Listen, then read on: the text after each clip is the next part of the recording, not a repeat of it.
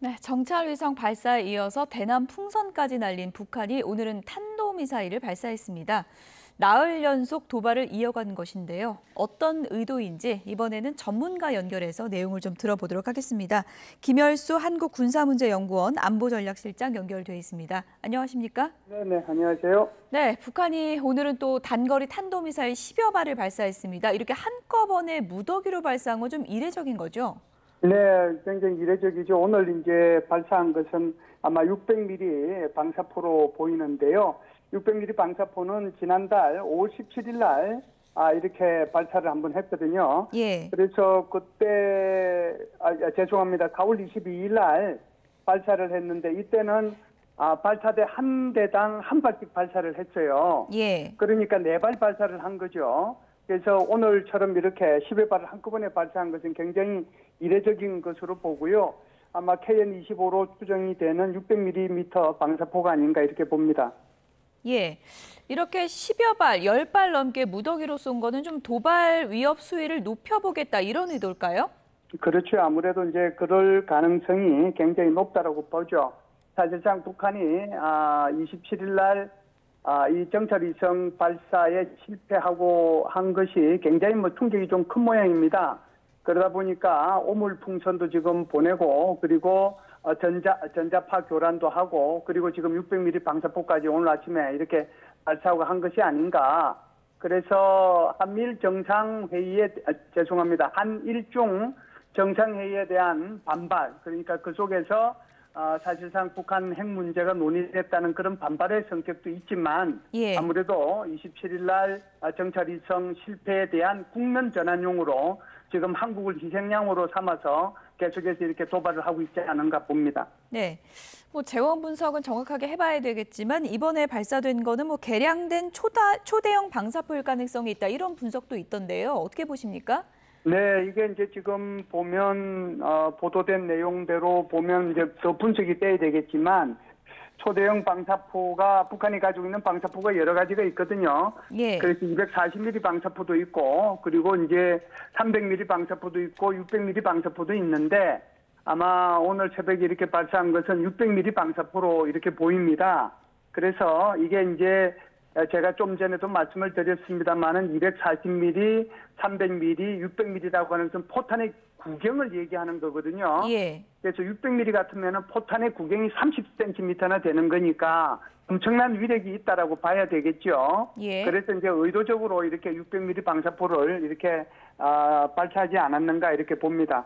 예. 350여 킬로미터를 비행한 뒤에 동해상에 떨어졌다고 합니다. 350킬로미터 정도면 이 사거리를 감안해 볼 때 한반도 내 어디를 겨냥했다고 추측해 볼 수 있을까요? 그때 이제 350km가 아마 이렇게 보면은 대충 우리 그 육해 공군 본부가 있는 계룡대, 예. 그리고 저기 주한미군 기지, 그러니까 공군 기지가 있는 군산, 아마 이 정도가 그 거리쯤 해당이 될 겁니다. 그래서 일부러 350km를 비행한 것은 그것을 염두에 두고 이렇게 350km를 비행해서 거기에 목표물에 떨어뜨린 게 아닌가 이렇게 봅니다. 예, 오늘 미사일만 발사한 게 아니고요. 북한이 서북도서 지역을 겨냥해서 GPS 전파 교란 공격까지 했거든요. 이건 어떤 의도라고 보십니까? GPS라고 하는 것이 이제 우리 그 앵커님께서도 이제 자동차 운전을 하고 계시겠지만 예. 우리가 이제 GPS를 켜놓고 거기에 시키는 대로 이렇게 움직이잖아요. 예. 그래서 GPS라고 하는 것이 자동차뿐만 아니고 선박 그리고 이제 우리 항공기 이런 데 다 사용하는 것이 GPS입니다. 그런데 여기에 이제 교란 장치에 의해 가지고 교란이 이루어지면 예. 자동차가 원래 목표하는 곳으로 다 못 가게 되고 그리고 선박이나 항공기들이 목표하는 지점에 못 가게 되는 거거든요. 예. 그래서 이런 전파 교란을 북한이 지난번 3월 달에 프리덤 실드 훈련할 때 한번 하고 난 뒤에 이번에 두 번째 했는데 예. 이런 것들을 통해 가지고 계속해서 기술적 향상 그리고 한국이 어느 정도 여기에 대응하는가 이런 것을 한번 떠보기 위해서 하고 있지 않는가 이렇게 봅니다. 일종의 기술력 점검 차원이군요. 네, 기술력 점검 차원도 있고 또 실제로적으로 좀 피해가 생길 수도 있는 거거든요. 예. 그것이 어느 정도 피해가 생길 수 있는지도 이제 확인을 할 수 있는 그런 계기가 될 수가 있죠. 당장 해군 함정이나 어민들 피해가 예상될 수 있기 때문에 이게 상당히 좀 대대적으로 이뤄지면 좀 위험할 수도 있는데 우리 측에서는 이걸 막을 방법은 현재 없는 건가요? 네, 이게 GPS라고 하는 것이 이제 소위 말해서 전자파 교란이라고 하는 것을 이제 전문 용어로 제밍이라고 하는데요. 예. 이게 이제 쉽지 않습니다. 그래서 우리가 지금 우크라이나 전에서 보면 미국이 제공한 여러 가지 미사일들이 있잖아요. 예. 여러 가지 미사일들이 지금 우크라이나가 사용해서 그것을 러시아가 빼앗아간 땅에 그 러시아군을 향해 가지고 미사일을 발사하고 있거든요. 예. 그런데 이 미사일들이 러시아의 제밍에 의해 가지고 지금 제대로 그 효과를 발휘하지 못하고 있어요. 그렇군요. 그러니까 그만큼 이 제밍에 대해서 좀 취약할 수 있는데 얼마만큼 이 제밍을 극복을 하고 이 GPS를 장착하느냐.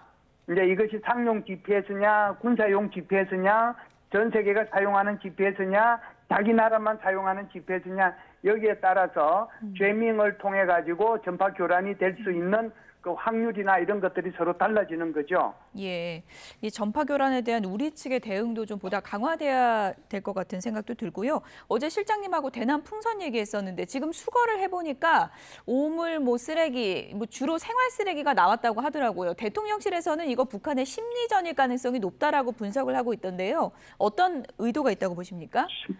제가 볼 때는 이제 북한이 이번에 한 것은 크게 세 가지 목적이 있다라고 생각을 합니다. 예. 첫 번째는 아무래도 이제 한국에서 이 풍선을 날려보냈기 때문에 여기에 대해서 대응한다는 그런 이제 차원이 하나 있고요. 또 하나는 이제 한국에 이런 것들을 날려보냄으로 인해서 북한으로 이거 이제 보내면 안 된다라고 하는 남남 갈등이 있을 수 있지 않습니까? 예. 그래서 남남 갈등의 목적이 하나 있고 세 번째가 좀 우리가 눈여겨보고 좀 분석도 하고 향후에 좀 대책도 마련해야 될 필요가 있는데 뭐냐면은 이번에 북한이 보낸 것이 전선 지역에서만 떨어진 것이 아니고 예. 심지어는 저기 경남 지역까지 갔단 말이죠. 이렇게 북한의 이런 오물들이 경남 지역까지 갔을 뿐만 아니라 전국적으로 이렇게 떨어졌다는 의미는 이번에는 북한이 여기에다가 쓰레기를 보냈지만 다음에는 여기에다가 화학물질이나 생물학물질 또는 폭발물을 보낼 수 있는 그런 능력이 있다라고 하는 것을 보여준 거거든요. 예. 그래서 이 세 번째에 좀 우리가 관심을 가지고 여기에 좀 대비할 필요가 있지 않는가 이렇게 봅니다. 예. 풍선의 단 봉지에 타이머 같은 장치가 장착돼 있었다고 전해지고 있는데 이 타이머를 장착해서 일정 거리를 날아가면 터지는 형식이라 그러던데 이게 원하는 지역으로 정확히 보낼 만큼 정교한 건가요? 그 정도까지는 이제 힘들다고 하더라도요.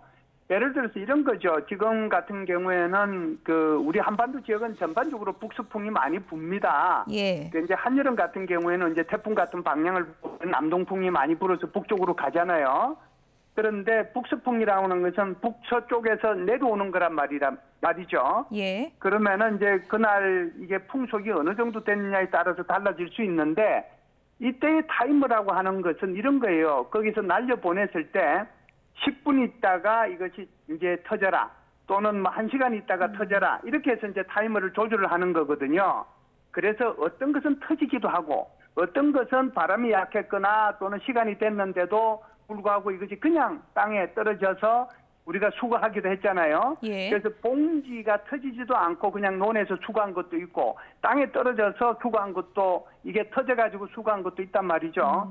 그래서 이것은 몇 분에 터져라고 하는 그런 개념이 아니고 그날의 풍속에 따라서 어디를 가든 관계가 없으니까 그것이 경상도로 가든 전라도로 가든 충청도로 가든 관계가 없으니까 예. 30분 있다가 터져라 1시간 있다가 터져라 하고 타이머를 조절을 해놓으면 그 시간에 맞춰가지고 풍속에 따라서 그것이 터지도록 돼 있는 것이죠.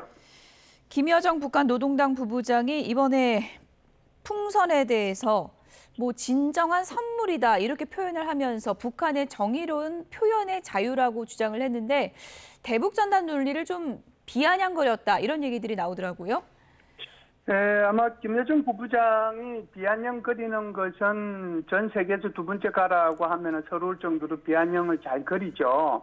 그런데 어찌 보면은 지도자의 동생이긴 하지만 그런 비아냥거림이 우리 한국인들이 그 담화를 듣고서 이것을 인정을 하고 그래야 되겠구나, 그런 면도 있구나라고 이렇게 인식을 해야 되는데 예. 그 비아냥거림을 보면서 굉장히 마음이 좀 불편하거든요. 그래서 그런 차원에서 보면 이런 것들이 오히려 좀 북한으로 봐서는 오히려 선전전을 하긴 하는데 그 선전전이 역효과를 가지고 온다라고 하는 것을 먼저 말씀을 드리고 싶고요. 예.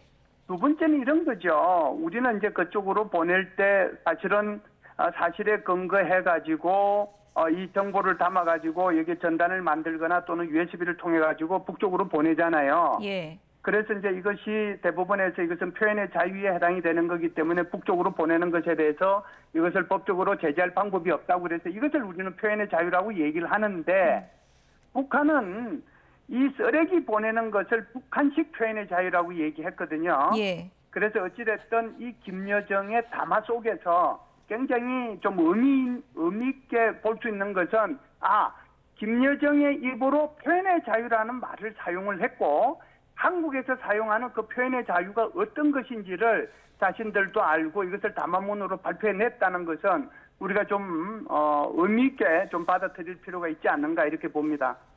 예.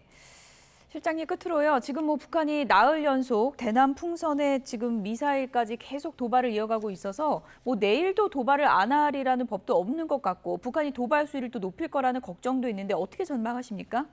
네, 사실상 이것은 이제 5월 24일 날 북한에서 노동당 중앙위원회 정치국 회의를 했거든요. 예. 그 정치국 회의에서 굉장히 중요한 내용이 하나 있습니다. 예. 우리가 이제 이 부분을 간과할 수도 있는데 뭐라고 하냐면 지금 한국 해군하고 한국의 그 해안 경비정들이 사실상 북한이 얘기하는 북방 한계선 그 이상을 자꾸 침범을 한다. 이건 말도 안 되는 얘기지만 도발을 하기 위한 하나의 그 구실로 이런 얘기를 했어요. 예. 그러면서 이렇게 얘기를 합니다. 이렇게 침범을 하기 때문에 앞으로 수중과 수상에서 자위력을 행사할 것을 우리 한국 측에 경고한다라고 여기서 결정을 하고 이걸 발표를 했거든요. 예. 그래서 이제 우리가 좀 전에 이제 우리 앵커님께서 말씀하신 것처럼 전파 교란하는 거 이것도 사실상 어떻게 보면은 수상에서의 자위력 행사라고 볼 수가 있잖아요. 예. 그래서 앞으로 서해상에서의 이런 자위력 행사와 관련된 것들에 대한 도발들이 있을 수 있다. 특히 6월 달에 지금 6월 말에 최고인민회의를 개최한다고 통보를 한 상태잖아요. 예. 그때 무엇이 있게 되느냐 하면은 소위 말해서 지리적 의미와 정치적 의미를 담은 북한식 그 영토 경계선이 아마 헌법에 포함이 될 거거든요. 예. 이 과정을 두고 지금 이런 것들에 대한 정치국 회의를 통해서 이런 도발을 하고 또 이런 정치적인 또 지리적인 의미에 자기네들이 얘기하는 남쪽으로서의 국경선을 획정하기 위한 그런 데 대한 도발들이 계속해서 6월 말까지 좀 이어지지 않겠는가 이렇게 봅니다. 예. 도발에 대한 좀 지속적인 가능성이 있다라고 전망을 해주셨는데 우리 측의 대응도 좀 고민이 필요해 보이는 시점인 것 같습니다. 지금까지 김열수 한국군사문제연구원 안보전략실장이었습니다. 고맙습니다. 감사합니다.